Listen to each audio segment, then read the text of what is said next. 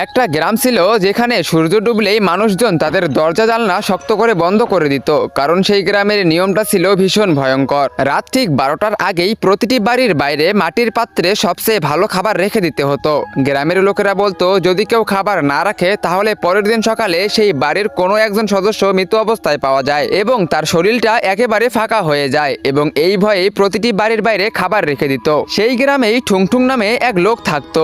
এতটাই সে কিপ্টে ছিল যে কাউকে একদানা খাবার দেওয়ার আগে শতবার ভাবতো। কিন্তু একদিন রাতে একটা ভয়ঙ্কর চালাকি করলো। এক রাতে ঠুংঠুং গোল গোল পাথরের ওপর আটা মেখে তার উপর ঘিয়ের মতো হলুদ রং লাগিয়ে বাইরে রেখে দিল। রাত গভীর হলে ঠুংঠুং বাইরে থেকে অদ্ভুত কিছু শব্দ শুনতে পেল।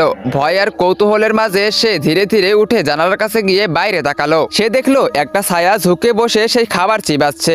দৃশ্যটা দেখে তার গলা শুকিয়ে গেল। ঠুংঠুং এটা দেখে অনেক বেশি ভয় পেয়েছিল, কিন্তু হঠাৎ সেই ছায়াটা মুখ তুলে তাকালো। সে ছিল এক ভয়ঙ্কর মহিলা। তার মুখ ছিল পুরো সাদা আর তার চোখ সোজা ঠুংঠুংয়ের দিকে তাকিয়েছিল। পরের মুহূর্তেই সে এক ঝটকায় ঠুংঠুংয়ের সামনে এসে দাঁড়ালো। এই দৃশ্য দেখে ঠুংঠুং অনেক বেশি ভয় পেয়ে গেল এবং অজ্ঞান হয়ে মাটিতেই পড়ে গেল। পরের দিন সকালে যখন ঠুংঠুংয়ের জ্ঞান ফিরল, সে দেখলো থালার জায়গায় পড়ে আছে সোনার মুদ্রা। সোনা দেখেই ঠুংঠুংয়ের ভয় উধাও হয়ে গেল আর তার মনে জন্ম নিল লোভ। সে আনন্দে পাগল হয়ে গেল। তো গাইস, এরপর কি হতে চলেছে তোমরা সেটা দেখতে পারবে পার্ট 2-তে। পার্ট 2 দেখতে চাইলে ভিডিওতে লাইক করে চ্যানেলটিকে সাবস্ক্রাইব করে দাও, আর টিকটক ফেসবুক থেকে দেখে থাকলে ফলো করে দাও, আর অবশ্যই কমেন্ট বক্সে কমেন্ট করো পার্ট 2।